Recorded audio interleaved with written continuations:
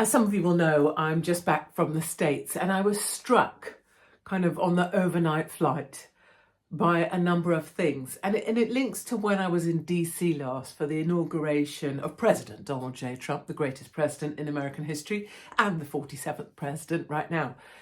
When I got upset, I got suddenly overwhelmed because some lovely people in the restaurant I was in just to get some food and that bought my dinner for me, just anonymously, just to be kind, and it set me off. And I was realising the reason I was upset was to do with this idea that you don't realise how much of your freedom you've lost or how much of the greatness of your country you've lost until you're outside of it and suddenly you feel it and then it's overwhelming. Well, I've had a similar experience this last week being in America, specifically Florida.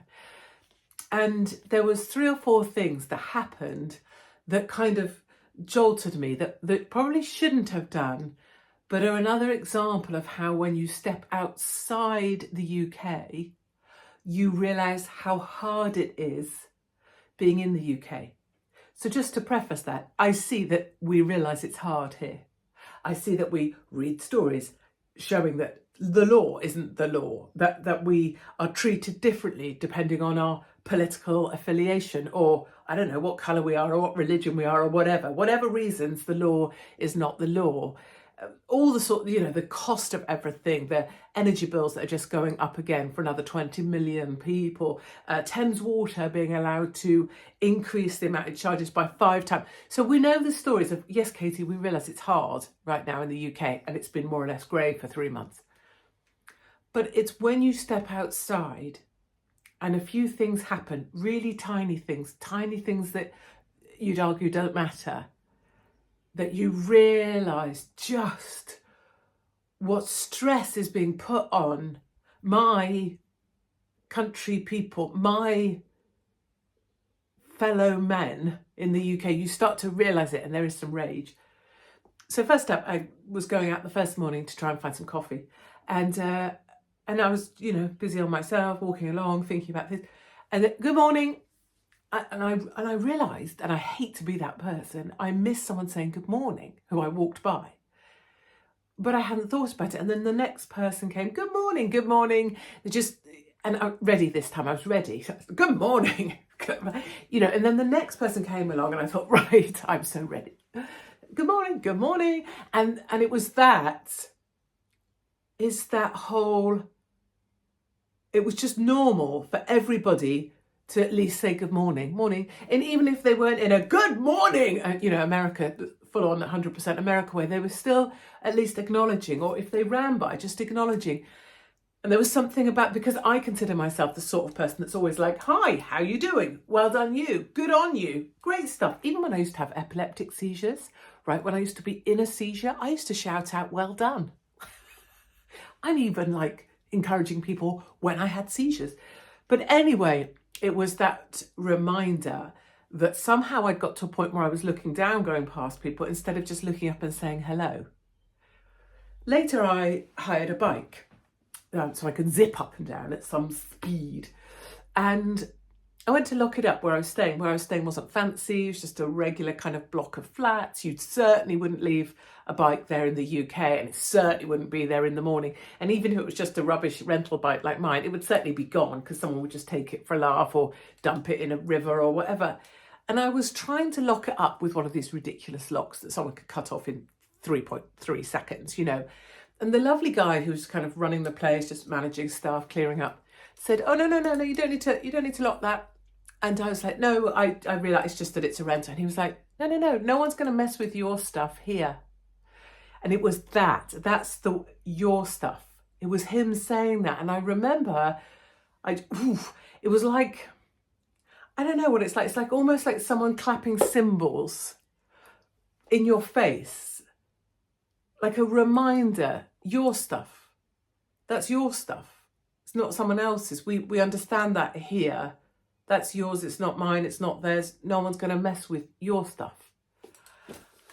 And it's really stayed with me to the point that obviously I'm in here talking to you, because you can say, oh yeah, no, I get it. In Florida, it's really safe. Oh yeah, you should try being in Minnesota. It's not like that. You should try being in San Francisco. It's not like that. You should try being in LA.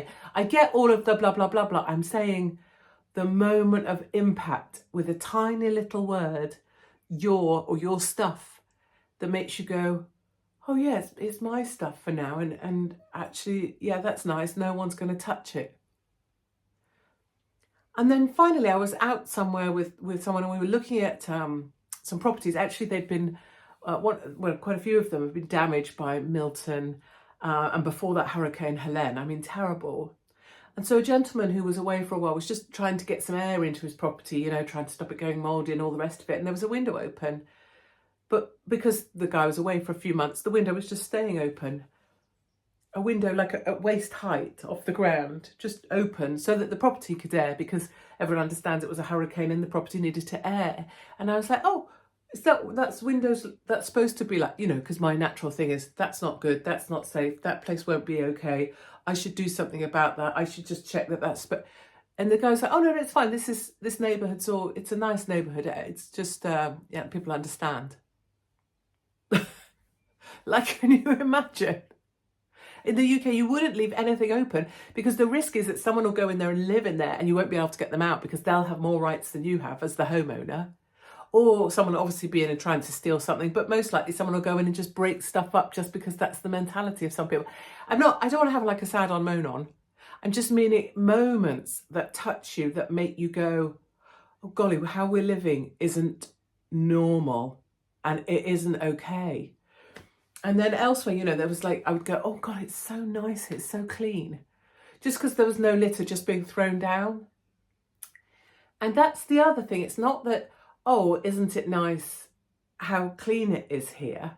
It's you're realising there's no litter anywhere because that's not how these people live.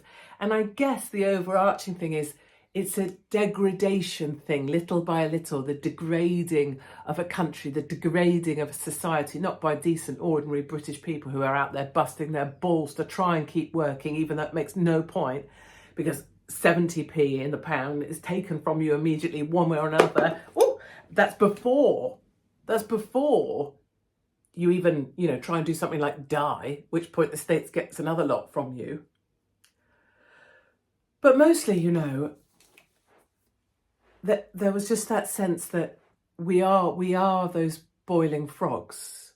You know, we are the frogs that are in water being boiled alive. And it really, I know you think it's hard, but it's not until you leave and gasp air and you look around at what a normal functioning society looks like, it really slams you.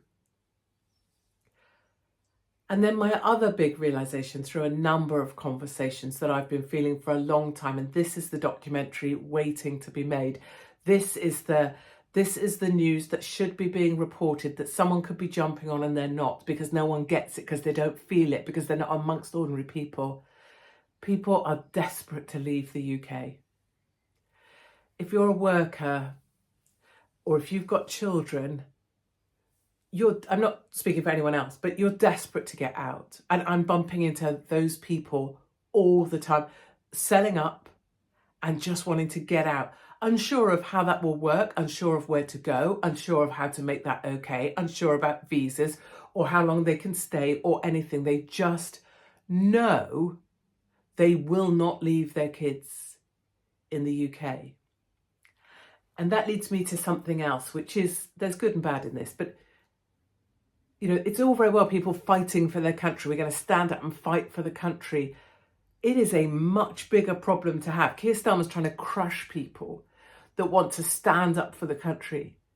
He is going to have a much bigger problem when the people who are relied upon to work, to look after their families, to try hard, to pay taxes, to pay for everyone else.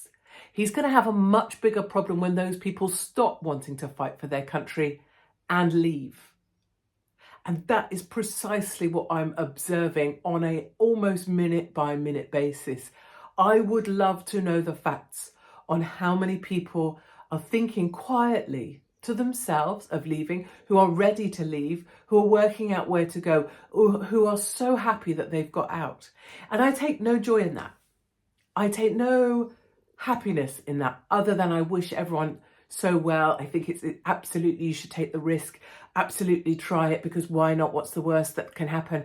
Absolutely, I'd like to start working on routes and methods and ways and creating a network for people to be able to get out, just like the illegals that come to the UK have their network to get in, how we legally make the move out of here.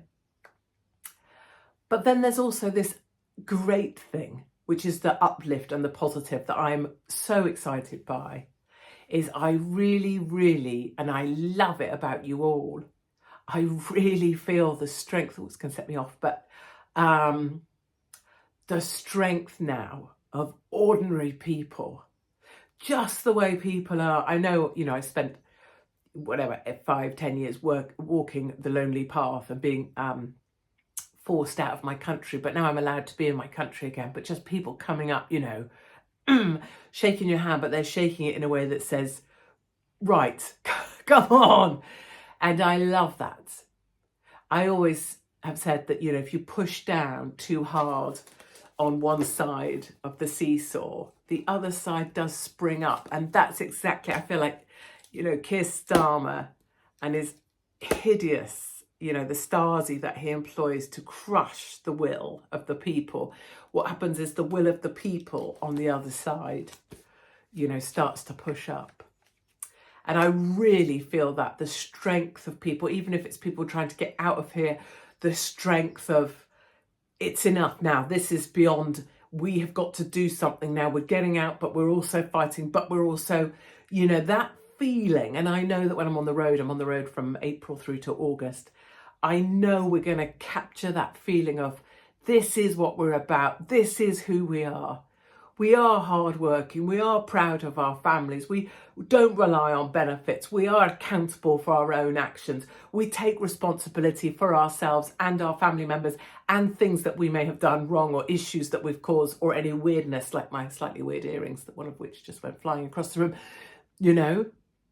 So it's a time of great change. It's a time of massive turbulence. It's a time of huge hope in America, certain places. And that hope does spring eternal, right? It will spring on. There is this spring of people thinking, come on then, you take everything from me.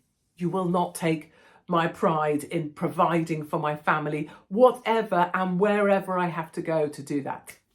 So there's a really positive uplift to this. There's also the boiling frog syndrome of being here, knowing it's hard, but not knowing just how hard it is till you go somewhere else and someone does something super simple, like says good morning, or someone reminds you don't have to worry about your stuff because it's yours, or you get on a bus and everybody on the bus, it's just Americans, and the driver's lovely and the bus is clean. And a gentleman asks, are you okay? Do you need more space? Can I help you with anything? Can I put your bag up for you? I mean, truly. So thank you to Florida, the free state of Florida. Thank you to everyone for all your kindness over there. People offering me dinner, people saying, I know where you are, meet me for a wine. We will have, of course, Katie's Arms live on Friday at 8:00 here in the UK. But I just wanted to say that whilst it is hard, there is still hope.